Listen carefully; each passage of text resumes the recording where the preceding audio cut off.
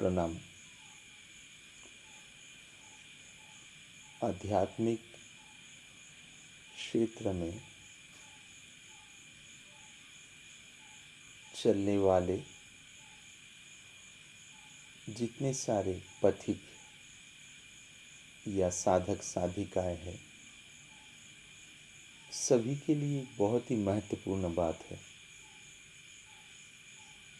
आप सब जानते हैं, आशा है कि जितने सारे रीत रिवाज, पूजा पाठ, शास्त्र के अध्ययन,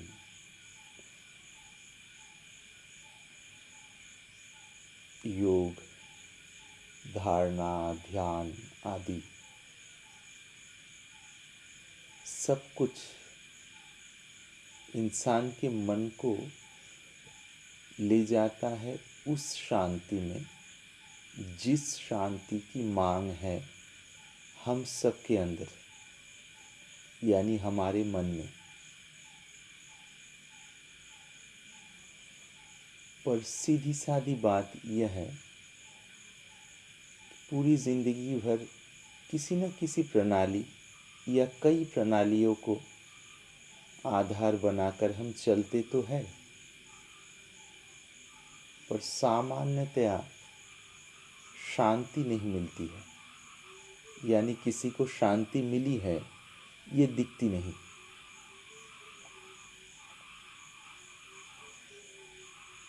पहले एक खाना पीना, चलना फिरना, उठना बैठना, लेन देन की जो जागतिक जिंदगी है या दुनियादारी की जो जीवन शैली है, उसी में इंसान बंधा हुआ था। अभी धार्मिक या आध्यात्मिक अपने आप को मानने लगे, क्योंकि कुछ रीत रिवाज, कुछ नियम, कुछ शास्त्रों के अध्ययन, धारणा, ध्यान आदि के थोड़ी बहुत प्रयास, कुछ सत्संग सुनना, कुछ खास पूजा पाठ की विधि, ये सब मानना जीवन में शुरू हो गए। इससे अपने आप को खास मानने लगते हैं। पर इन सभी मार्गों में से या इन सभी मार्गों में से किसी भी एक मार्ग पर से गुजर के जिस परम लक्ष्य की प्राप्ति होनी थी वो हो नहीं पाती है। परम लक्ष्य भले कुछ भी हो, पर उसमें एक ऐसी शांति हो जो शांति कभी फीकी ना होवे, यानी उसमें किसी प्रकार की फीकापन कभी भी नहीं आवे, बल्कि हमारी शांति की गहराई दिन ब दिन और बढ़ती जाए और दिल के अंदर जितनी सारी घाव है इस जिंदगी के सफ़र में चलते हुए, स्थूल रूप से, सूक्ष्म रूप से जो कुछ भी है अंदर, सभी मिट जाए, ऐसी शांति मिले, ये हमारी मांग है, जिससे जिंदगी वास्तव में संतुलित हो जाए। पर हकीकत में इस प्रकार की बात मानव की जिंदगी में घटित हुई इस प्रकार देखने को नहीं मिलती है, सामान्यतया नहीं मिलती है। इक्का दुक्का या कोई विरले मिल जाए तो अलग बात है। माफ़ी चाहते हैं। बहुत ही महत्वपूर्ण बात है ये। बहुत सारे लोग इस मार्ग पर चल तो रहे हैं, पर भीतरी जो शांति है सच में उसकी उपलब्धि नहीं हो पाती है। तो आज का वीडियो का जो मुख्य विषय है, जो सही में आध्यात्मिक राह पर चलने वाले राहगीर, पथिक, साधक, साधिकाएं, जिज्ञासु, मुमुक्षु, चाहे कुछ भी बोले, या भक्त, कैसे उस शांति की अनुभूति जीवन में उतर आए, इस तरफ थोड़ी बहुत संकेत है। श्लोक आप जानते हैं, जो थोड़ी बहुत अध्ययन चर्चा करते हैं। देहाभिमाने गलिते विज्ञाति परमात्मनि यत्र यत्र मनोयाति तत्र तत्र समाधया। देह मैं हूँ, ये अभिमान पिघल जाने से परमात्मा तत्व की उपलब्धि उतर आती है। उसके फलस्वरूप मन जहाँ जहाँ पर जाए, किसी भी व्यक्ति वस्तु परिस्थिति हो, सभी जगह पे समाधि अवस्था अटूट रहती है। यानी समाधि इस समय अवस्था ना होके स्थिति बन जाती है। समाधि शब्द के सहज अर्थ लिया जाए या मूलभूत अर्थ लिया जाए, जहाँ पर धी यानी बुद्धि में किसी भी प्रकार की कोई विषमता न बचा हो। विषमता, विषमता और समता, विषमता आप समझ रहे हैं ना। विषमता अलग अलग प्रकार की विषयों में किंतु परंतु शंकाएं, और भी मोटी रूप से बोले तो दिल में अशांति, उद्विग्नता जिस अवस्था में भरे हुए रहते हैं, ये विषमता भरी स्थिति या अवस्था जिस ज्ञान के प्रकाश से या जिस भक्ति की किरण से, किरण जो है भक्ति की किरण जो है, जिस किरण से अंदर की विषमता समाप्त हो जाए, और विषमता समाप्त हो जाने के बाद रह क्या जाएगा? रह जाएगी समता। विषमता के उपरांत जो रह जाती है वही तो समता है। समता कोई अलग चीज थोड़ी है जिसे बनाई जाए। तो वो समता यानी शांति किस प्रकार से हम सहजता से अनुभव कर पाते हैं, यानी उस शांति की भूमि में हमारा मन किस प्रकार प्रवेश कर पाए। सीधी सादी बात यही है, यत्र यत्र मनोयाति तत्र तत्र समाधया। यहाँ पर देखिए, गौर करने वाली बात है। देहाभिमाने गलिते विज्ञाति परमात्मनि। देह मैं हूँ या देह के अभिमान पिघल जाए तो परमात्म तत्व विज्ञाते परमात्मनि, यहाँ पर परमात्म तत्व की अनुभूति उतर आती है। ये बात समझनी चाहिए। उसके फलस्वरूप क्या है? वो तो देहधारी व्यक्ति है अभी तक। उस देहधारी व्यक्ति का मन उसके उपरांत किसी भी व्यक्ति, वस्तु, परिस्थिति या धारणा किसी भी जगह पे जाए तो उस जगह पे समाधि बरकरार रहती है। यहाँ पर समाधि मतलब उस शांति को हमें समझना है। सभी साधना की जो मूल लक्ष्य है यह है बात। तो इसको हम दूसरी तरफ से समझेंगे, इधर से। यत्र यत्र मनोयाति तत्र तत्र समाधया देहाभिमाने गलिते विज्ञाति परमात्मनि। मन जहां जहां पर जाए, यदि उधर समाधि की अनुभूति रहे वास्तव में, तब अपने आप देह मैं हूं ये अभिमान पिघलने लगती है। पिघलने के बाद जो स्थिति बननी है अंदर, वो अपने आप अनायास बन जाती है। बहुत महत्वपूर्ण बात है, क्योंकि जिंदगी भर हम साधना करते हैं शांति पाए। पूजा पाठ का मकसद केवल पूजा पाठ नहीं, शास्त्र अध्ययन जो करते हैं इसका मकसद केवल वही अध्ययन में लगे रहना ये नहीं। योग आदि के अभ्यास करते हैं, इसका मकसद या लक्ष्य केवल वही अभ्यास में जुटे रहे, ये ऐसा थोड़ी है। शरीर को स्वस्थ रखूं, मन को स्वस्थ रखूं और फलस्वरूप उस परम समता की अनुभूति उतर आए, यही तो लक्ष्य है। चाहे किसी भी प्रकार से हम उस परम तत्व की तरफ बढ़े, सभी के मूल लक्ष्य है तो परम तत्व की अनुभूति। मार्ग पर ही हम अटक के रह जाते हैं और मार्ग को ही हम लक्ष्य मानने लगते हैं। तो इसलिए अंदर की उद्विग्नता जो है ये समाप्त नहीं हो पाती। अब उद्विग्नता कैसे समाप्त हो, और उद्विग्नता यदि असल में ही समाप्त हो जाए, जो रह जाती है वही परम समता है। उस समता तक पहुंचने के लिए ही तमाम प्रकार के प्रयास, साधनाएं, प्रक्रियाएं, जाप, धारणा, ध्यान, कर्मयोग, ज्ञान योग, राजयोग, भक्ति योग। अब उस समता की भूमि के ऊपर भक्ति की अलग अलग प्रकार के आस्वादन हैं, वो विशेष विचित्र बातें हैं, उसकी चर्चा यहाँ पर फिलहाल आवश्यकता नहीं है। पर उस भूमि तक तो हम पहुँचे। अब सहज जिंदगी में कैसे पहुँचे?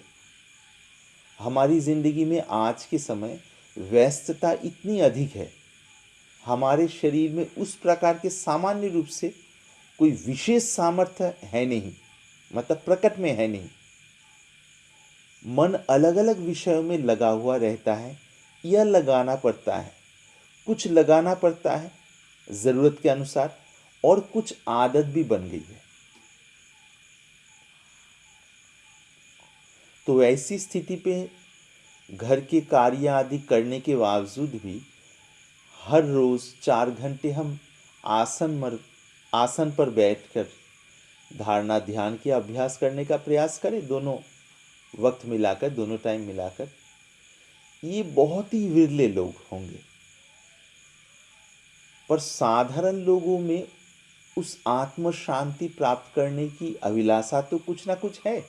भले सत्संग सुनकर हो, कुछ देखकर हो, कुछ जानकर हो, कुछ पढ़कर हो, ये सब माध्यम है। पूर्व जन्म के संस्कार इन सब माध्यमों से, यानी माध्यमों में से या इन निमित्त से उभर के आती है।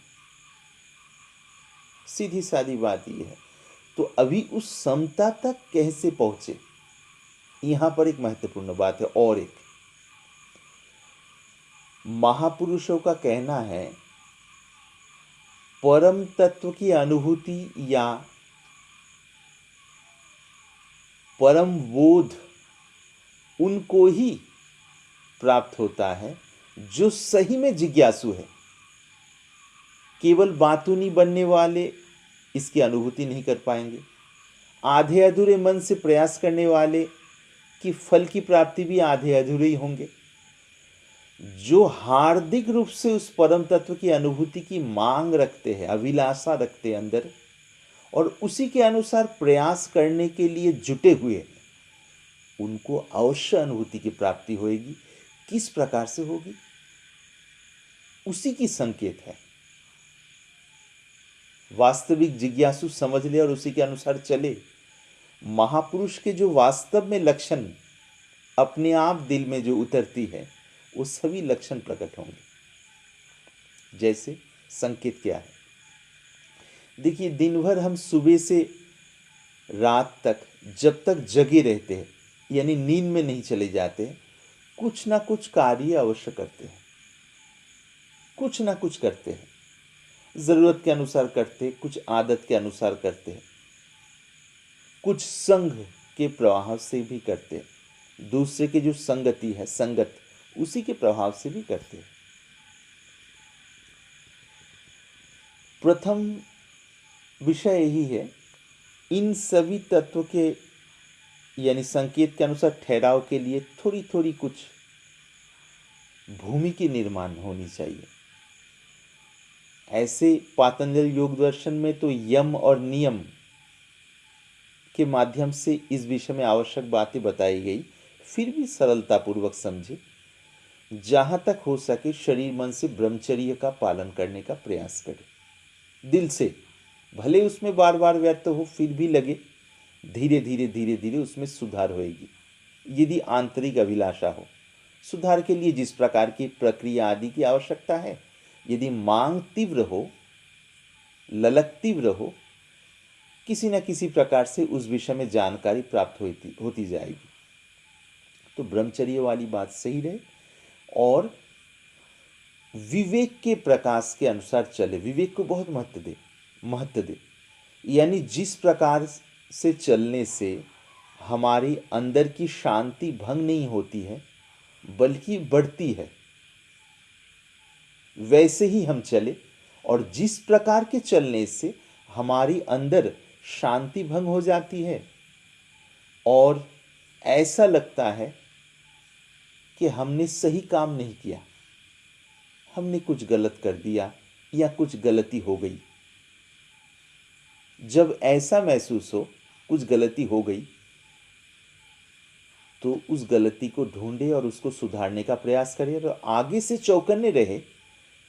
पूरे दिन भर जिस जिस प्रकार के कार्य हमारे द्वारा होते हैं उन कार्य में हमारे तरफ से कोई गलती ना हो, चौकन्ने रहे। अब गलती कदाचित हो जाए तो उसको सुधारने के लिए प्रयास भी करें। ये मुख्य बात है इसी संदर्भ में। यानी विवेक के अनुसार चले, बहुत महत्वपूर्ण बात है। साधना की मूल बात तो है चित्त शुद्धि। सीधी रूप से इसको समझे, मन जिस समय निर्मल हो जाए, तो मन निर्मल होने के लिए विवेक के अनुसार चले और अपने साध्य के अनुसार ब्रह्मचर्य का पालन करने का प्रयास करें। उस विषय में विशेष करके जानकारी प्राप्त करनी हो तो महाजनों से इस विषय में सीख भी प्राप्त करें और वैसा अनुशीलन करें या व्यवहार में भी लाने की प्रयास करें। उसके अगला जो है ब्रह्मचर्य विवेक के अनुसार चलने वाली बात, उसके आगे बहुत महत्वपूर्ण बात है, बनावटी व्यवहार से बचे। हमारी जो दिखावा करने वाली जो व्यवहार होते हैं ना, दूसरे को झूठ मूठ रिझाने के लिए, ऐसे व्यवहार न करें। अभी तक जो हो गया गलती से हो गया तो हो गया, उससे मतलब बोलते हैं ना, बीते को बिसार दो आगे की सुधि ले। जो हो गया उसको भूल जाए, मतलब महत्व देने की जरूरत नहीं है। गलती से हो गया है, कोई बात नहीं, अब सुधार लेंगे। झूठ मूठ के व्यवहार न करें लोगों से। पूर्व परिचित किसी से भेंट हो जाए तो उनको रिझाने के लिए बहुत ज़्यादा उनकी प्रशंसा करने की आवश्यकता नहीं है। उनके सामने बहुत घमंडी बन के, व्यक्तित्ववान बन के बैठे रहे, इसकी भी बिल्कुल आवश्यकता नहीं है। सहज व्यवहार। राम राम भाई साहब, कैसे है? मासा कैसे है? बाप जी किस प्रकार है? जिनकी जिस प्रकार की संबोधन है, जिनके लिए वैसा संबोधन करे। थोड़ी बहुत राजी खुशी के बाद सहज रूप से जो आदान प्रदान करनी चाहिए वो करे। फिर कोई विशेष मुद्दे पे चर्चा करने वाली बात हो तो उस पे करे, नहीं तो आगे निकलने वाली बात हो तो वैसा निकल जाए। झूठ मूठ रिझाने के लिए जो हमारा मन लगा रहता है ना सामने वाले को, ये खतरनाक जहर है। आप लोग जानना, जहर मतलब पॉइजन। पॉइजन किस दृष्टि से? मन को निर्मल होने की जो यात्रा है, मन में निर्मलता आने की जो यात्रा है, उसमें ये भयंकर बाधा है, रुकावट है। इस कारण से बहुत सारे साधक को आंतरिक निर्मलता की खबर ही नहीं मिलती है। तो इस विषय में चौकन्ने हो जाए। ब्रह्मचर्य विवेक के अनुसार चलना। तीसरा है बनावटी व्यवहार करके दूसरे को रिझाने की प्रयास न करें। सहज नरमाई रहे व्यवहार में। कदाचित किसी विषय में गुस्सा आ गए तो ठीक है, उस विषय में एक सहज नियंत्रण करने की प्रयास। गलती से किसी के प्रति थोड़े से रूखा व्यवहार हो गए तो जहां तक हो सके थोड़ी सी संभालने के उपरांत उनसे माफी मांग ले। ये जो सहज धारा व्यवहार की चलती जाए, इस धारा में ही छिपा हुआ है अनुभूति के रहस्य, इसी में छिपा हुआ है, जानिएगा। आप समझ रहे हैं ना मैं क्या बोलने के लिए प्रयास कर रहा हूं यहां पर? सहज चलते फिरते, माता बहनों के प्रति सहज व्यवहार, सभी के प्रति जिनकी जिस प्रकार की मर्यादा है उसी के अनुसार व्यवहार। किसी भी जगह पे कुछ भी गलती हो जाए, जितने जल्दी इस विषय में अपने को एहसास हो जाए, उसको सुधार के आगे चलने का प्रयास करें। ज़रूरत के अनुसार माफ़ी मांग ले। माफ़ी मांगने से कोई व्यक्ति छोटा नहीं होता है। माफ़ी मांगने से दिमाग के बोझ हल्का हो जाता है और मन निर्मल होने में अधिक समय नहीं लगता है। ये भीतरी रहस्य है। राज की बात है, साधना की भीतरी। छोटी छोटी बातों में ही उस परम अनुभूति उतर आए, इसकी राज छिपी हुई रहती है, यानी रहस्य इसी में। अब जाके खास बात है, तो ब्रह्मचर्य, विवेक के अनुसार चलने वाली बात, और सहज जिंदगी। सहज जिंदगी मतलब बनावटी नहीं। अब सहज के एक ढोंग रचे नहीं, मैं सहज जिंदगी जीता हूं। चलना फिरना, उठना बैठना बैठना, जो मन चाहे खा लिया, जो मन चाहे पी लिया, जब चाहे सो गया, जब चाहे उठ लिया बैठ लिया, जब चाहे जो अनाप शनाप बकने की मन में भावना है बक लिया। ये सहज जिंदगी नहीं। सहज जिंदगी वही है जो महापुरुषों के वचनों के अनुसार है, जो जिस जगह पे है उस जगह के मर्यादा के अनुसार चले। गृहस्थी हो तो उनके एक प्रकार की मर्यादा है, साधु हो तो उनकी मर्यादा दूसरे प्रकार की है। उस मर्यादा के अनुसार चले। उसमें भूल चूक गलती हो जाए तो उसको सुधारेंगे। सहज जिंदगी के नाम पे कई लोग एक स्थूल ढीलेपन को कई बार जिंदगी में अपना लेते हैं। जो मन चाहे करो, वो नहीं। सहज रूप से अपन जो बनावटी यहां पर बनाते थे ना, एक झूठ मूठ के व्यक्तित्व के वजनदार वजन जो है वो ना बनाए। वो नहीं बनाना ही वास्तव, मतलब वो बनने नहीं देना ही वास्तव में सहज जिंदगी के अनुसार चलने की थोड़ी प्रयास है। सहज जिंदगी मतलब ये नहीं कि महापुरुषों के वचनों को हम अवहेलना करें, ऐसी बात नहीं है कभी भी। सावधान, इसके अनुसार हो तो तब कुछ लाभ नहीं होगा। तो बनावटी व्यवहार से बचे। उसके अगला जो है मुख्य समाधि की सूत्र है, किसी भी विषय में पहले तो ये सही कर ले, ये तीनों विषय हो जाए तो ये सही कर ले, पूरे दिन भर में जो कार्य करते हैं उसमें आवश्यक कार्य क्या है। जो आवश्यक कार्य है उसमें थोड़ा मनोरंजन का विषय रहे, जिस ऐसा मनोरंजन उसके भी सीमा रहे जिससे हमारे शरीर और मन को किसी प्रकार की दिक्कत ना पहुंचे, दूसरे को किसी भी तल पे कोई विघ्न ना हो दूसरे के आगे, यानी दूसरे को हानि ना पहुंचे। ये जो है तराजू या सीमा, इसकी मर्यादा रखते हुए मनोरंजन जिंदगी में हो तो बहुत बढ़िया है। मनोरंजन से आध्यात्मिकता के कोई विरोध नहीं है असली में, पर मनोरंजन की सीमा होनी चाहिए। समझने वाले समझ जाते हैं सीमा किन के लिए, किस समय, कहां तक की सीमा है।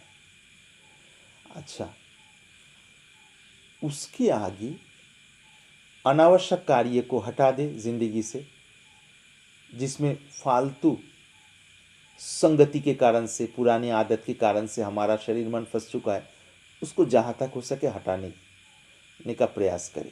और जो जरूरी कार्य है, उस जरूरी एक एक कार्य को आप जान ले, यही आपके ध्यान का विषय है। ध्यान का विषय मतलब दिमाग को बोझिल बना के, बनावटी गंभीरता को जिंदगी में अपना के, वो नहीं। ध्यान का विषय मतलब क्या है, उस विषय में हम बहुत विश्राम भरी भावना से, विश्रांति भरी भावना से तल्लीन होकर कार्य करेंगे। जैसे कोई स्कूल में पढ़ा रहे हैं, शिक्षक 35-40 मिनट की जो क्लासें लगती है, कम ज़्यादा समय होगा, तो उसमें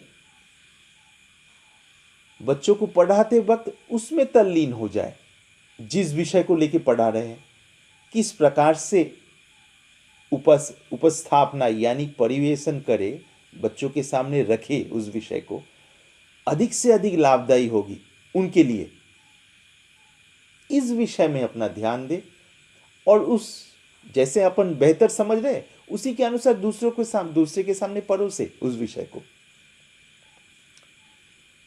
माता भोजन बना रही है घर पे सभी के भोजन के लिए, अक्सर भोजन बना के भगवान को निवेदन करके प्रसाद के रूप में पाया जाए तो ये सर्वोत्तम है। अन्न की शुद्धि हो जाती है, और जो चित्त शुद्धि करने के लिए चित्त शुद्ध हो जाए साधक साधिकाओं की, उसमें विशेष करके लाभदायी देखने को मिली ये बात। तो माता भोजन बना रही है कि फिर भगवान के सामने निवेदन करेंगे, फिर भगवान की प्रसाद जब हो जाए फिर सभी लोग मिल बांट के उस प्रसाद को पाएंगे। तो भोजन बनाते वक्त किसी प्रकार के किंतु परंतु नहीं, जो तय किया कि आज ये बनाने का है, ये जुगाड़ है, बस उसमें तल्लीन हो जाए। वो चाहे 1 घंटे की हो, 1.5 घंटे की हो, 2 घंटे की हो, 2.5 घंटे की हो, अपने समय सीमा निर्धारित करके उसमें डूब जाए। हो जाने के बाद अगला जो क्रम है उसमें रहे। ऐसे पूरे दिन भर में एक सुंदर व्यवस्था बना ले सभी व्यक्ति। कार्य करने वाले व्यक्ति अपने पेशा के क्षेत्र में जहाँ पर कार्य करते हैं, घर में रह के जो कार्य करते हैं उनके लिए वही क्षेत्र है, उसमें तल्लीन हो जाए। तल्लीन मतलब ये नहीं कि 4 घंटे 5 घंटे कार्य में लगे रह रहे, भोजन का वक्त आ गया भोजन नहीं कर रहे, विश्राम के समय हो गया विश्राम नहीं कर रहे, उस पर लापरवाही कर रहे, ये नहीं। सही वक्त के अनुसार तब जाके शरीर में संतुलन बना रहेगा, मन में भी संतुलन बना रहेगा। और वो संतुलन जब हर एक कार्य में हम तल्लीन होने के लिए सहजता से अपने मन को छोड़ दे, पहले मन को समझा ले कि आगे पीछे के फिजूल के जो चिंता में हम शक्ति खर्च करते, ऊर्जा खर्च करते फालतू, ये करके लाभ क्या है? हानि के अलावा तो कुछ है ही नहीं। योजना जो कुछ भी करना है, प्लानिंग, उसको पहले कर लिया कि आज दिन भर की ये योजना है। बार बार उसको 10 बार दोहराने की कोई ज़रूरत नहीं। 10 बार दोहराए तो एनर्जी लॉस हुई ना। इसमें एनर्जी मतलब यहाँ पर ऊर्जा खर्च हुई, अनावश्यक खर्च होगी तो शरीर में अनावश्यक थकान, मन में थकान, फिर भी कार्य में लगना पड़ रहा है तो चिड़चिड़ापन आएगी। चिड़चिड़ापन जितनी बढ़ जाएगी फिर कार्य में संतुलन बिगड़ेगा तो अशांति होएगी, व्यवहारिक क्षेत्र में और आंतरिक क्षेत्र में भी। इसलिए कार्य को छांट लेके ये कार्य, घर में सदस्य जितने सारे सदस्य हैं, 4 है, 5 है, 2 है, 7 है, 8 है, 10 है, करीब करीब सभी की योग्यता उम्र के अनुसार, सामर्थ्य के अनुसार थोड़ा बांट लिया जाए कार्य को। ऐसे दफ्तर में भी, स्कूल में, कॉलेज में, विश्वविद्यालय में, कॉलेज मतलब महाविद्यालय जो है और विश्वविद्यालय यूनिवर्सिटी में, सभी जगह पे जहाँ तक हो सके ये जब भी कर लिया गया, दिमाग से बोझ चले गया कि आगे योजना बांधने की जरूरत नहीं। योजना बन चुकी है, यानी बन चुकी है, अब उसी के अनुसार चलने लगे। चलते चलते उस कार्य में तल्लीन हो जाए। 2 रास्ता बता रहे, तल्लीन हो जाए कि अपने को भूतकाल की कुछ सोचनी नहीं है, सोचना है नहीं, और भविष्य की कल्पना करने की आवश्यकता नहीं। वो सब पहले ही उसी का निष्कर्ष निकाल के एक दिनचर्या बना लिया, उसी में लगे हुए हैं। कदाचित जरूरत पड़े तो इसमें अदल बदल हो सकता है। अब लगे हुए हैं, उसमें मस्त हो जा रहे हैं। हम झाड़ू देना है अपने को 15 मिनट या 10 मिनट या 5 मिनट, बस उसमें मस्त हो जा रहे हैं। जैसे पूजा करते वक्त हम मस्त हो जाते हैं, सही वक्त। शास्त्र के अध्ययन करते वक्त सही में जो अध्ययन करने वाले हैं वो मस्त हो जाते हैं, उनके प्रिय विषय हो तो। ऐसे ही झाड़ू देते देते हम मस्त हो गए, क्योंकि अपनी भूतकाल की कोई चिंता नहीं है, भविष्य की कल्पना के जो तनाव है उसको पालना नहीं है अपने को। झाड़ू के बाद हाथ पैर धो लिया, या स्नान करने का हो स्नान कर लिया, उसके अगला क्रम में चले गए। जिस समय जो क्रम है बस उसमें तल्लीन हो जाए। जानिएगा कि ये महासूत्र है और महायोग के ही सूत्र है। केवल इसके द्वारा व्यक्ति सिद्ध हो सकते, सिद्ध मतलब उस परम अनुभूति में ठहर सकते, केवल इसी के द्वारा, यदि वो आंतरिक हो जाए। जिसे हम आत्मज्ञान, ब्रह्म ज्ञान आदि या परम समता की स्थिति बोलते हैं ना, उसी में पहुंचने के लिए एक सीधा रास्ता है, पर चलने वाला अपने प्रति मतलब सही हो, ईमानदार हो, और अपने प्रयास के प्रति। छल कपट चालाकी केवल तात्विक ज्ञान से नहीं होगा। इस प्रकार के चलने से वो बात सज जाएगी। जिस समय के जो कार्य है, सुबह उठे ये कार्य में लगे, शौचादि से निवृत्ति हो, शौचादि से निवृत्त हुए, योगासन आदि करना है आधा घंटा, किसी की दिनचर्या उस प्रकार के है तो उसमें तल्लीन हो गए। पर अपन योगासन में बैठे हुए अगला जो क्रम है, दूसरे जो व्यक्ति है परिवार में जो हमारे ऊपर निर्भर है, हम यदि 30 मिनट इसमें बैठ जाए तो दूसरे को दिक्कत हो रही है कि अगला जो क्रम है या जो व्यवस्थित कार्य है उसमें संतुलन बिगड़ रहा है। ऐसा नहीं, अपने दिनचर्या को उसी प्रकार के बनाए जहां पर रह रहे उसी के साथ तालमेल सुंदर रूप से जिसमें बैठा हो, यानी तालमेल है। ठीक उसी प्रकार योगासन से निवृत्त होके कुछ थोड़ी बहुत प्राप्त करके दूसरे कार्य में, शिक्षक उस कार्य में, विद्यार्थी अपने पढ़ाई लिखाई में, जो घर के कार्य में उसमें, कोई भोजन बनाने में, कोई दफ्तर की तरफ, कोई व्यापार की तरफ, कोई और कुछ, कोई खेती बाड़ी की तरफ। तो उससे निवृत्त होकर जिस समय भोजन के समय है फिर उसको भगवान को मनी मन समर्पण करके, जिनकी जिस प्रकार की निष्ठा है, किसी के सगुण में निष्ठा है तो भगवान को समर्पित करके, किसी को निर्गुण में निष्ठा है तो ब्रह्मार्पणम करके फिर उसको प्राप्त किया जाए। शांत चित्त से भोजन प्राप्त करने में अपने को 10 मिनट लग रहा है, 15 मिनट लग रहा है, 20 मिनट लग रहा है, कम ज़्यादा समय लग रहा है, ठीक है। अगला क्रम के साथ तालमेल रखते हुए जिस प्रकार का लगना है लगाओ, लगे तो शांत चित्त से भोजन करें। भोजन हुए फिर अपना बर्तन हो सके तो जिनके पास सामर्थ्य है दूसरे के ऊपर वजन ना छोड़े। उस बर्तन धोने वाली बात केवल एक व्यक्ति के ऊपर छोड़ना नहीं चाहिए, स्वयं धो ले। ये बहुत सुंदर बात है। सुनने में किसी व्यक्ति को हो सकता है इसमें ठेस पहुंचे। बच्चे और बड़े बुजुर्गों के लिए कोई नियम नहीं है, जो समर्थ है। कई बार कई परिवार में भी देखने को मिलते हैं कि 5-6 जने हैं, माता ही बर्तन धोएगी, उसलिए रख नहीं देते। ज़्यादातर बर्तन भोजन के बाद ही तुरंत जिनकी जिस प्रकार की व्यवस्था है उधर जाके धो के उसको सही जगह पे रख दी। माता के पास में गिने चुने 1-2 बर्तन मानो, उनकी थाली और 1-2 बर्तन, तब ज़्यादा वजन नहीं पड़ होता है। इससे बाहरी संतुलन और आंतरिक संतुलन दोनों बरकरार रहते। माता हो, बहन हो, बड़ी बहन हो, कोई भी हो, ये एक महत्वपूर्ण बात। परिवार में जो रह रहे कि जहाँ तक हो सके सभी कार्य बढ़ जाए सुंदरता से, किसी के ऊपर अधिक वजन ना रहे। वो अधिक वजन नहीं रहेगा तो दिमाग में कोई खास भार नहीं। तब इसी के अनुसार सुंदरता से चल के धीरे धीरे ऐसा करने के प्रयास करेंगे, फिर भी भूतकाल की यादें आएगी, कल्पना भविष्य के होंगे, उसको महत्व ना दे के ऐसा कई सप्ताह, कई महीना, कुछ साल लगे रहेंगे ना, फिर धीरे धीरे भूतकाल की जो सोच और भविष्य की कल्पना, इसमें मन के जो ये पेंडुलम होता है ना, घड़ी की, पुराने समय की जो पुरानी जो घड़ी होते थे उसमें पेंडुलम, ये हिलने वाली बात, धीरे धीरे एक बार इस तरफ एक बार इस तरफ, मन भी एक बार पीछे की तरफ एक बार आगे की तरफ, इस प्रकार की जो होने वाली बात है, लगातार कुछ महीने सच्चाई से कुछ साल अभ्यास करते करते धीरे धीरे ये कम होती जाएगी। कम जो जो होंगे ना, मन उस जिस विषय में आप कार्य में लगे हो उसमें ठहरना शुरू हो जाएगा। जब भी ठहरना शुरू हो जाएगा मन उसमें स्थिर होगा। जिस जिस मात्रा में स्थिर होगा उस मात्रा में उस विषय को निमित्त करके आत्मा के ही आनंद मन में उभर आएगा। ये जानिएगा, रहस्य है भीतरी।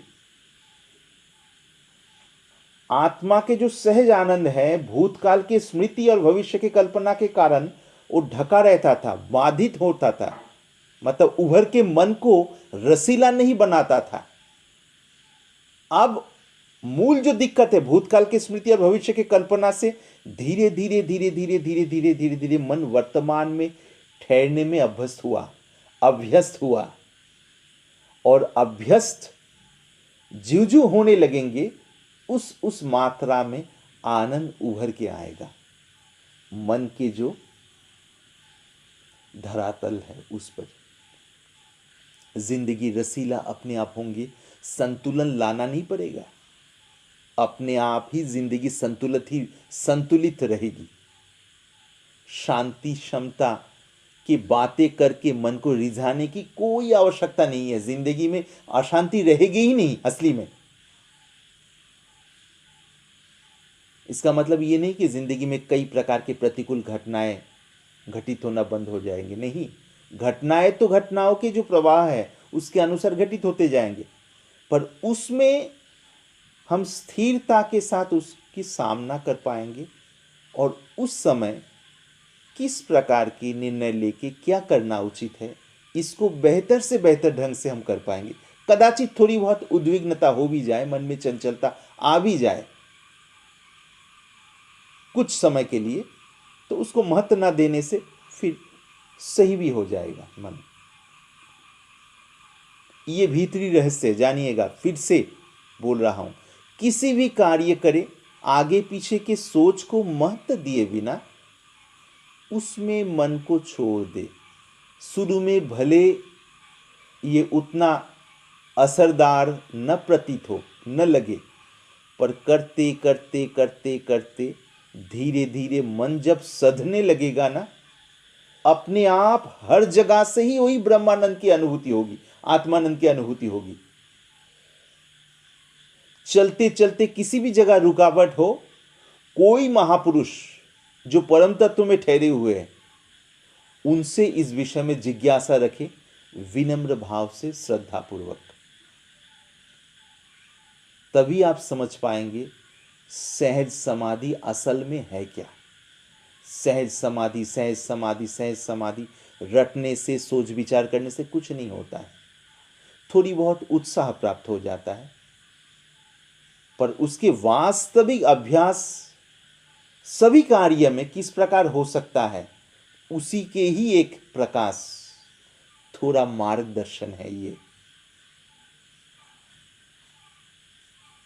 आंतरिक प्रणाम के साथ।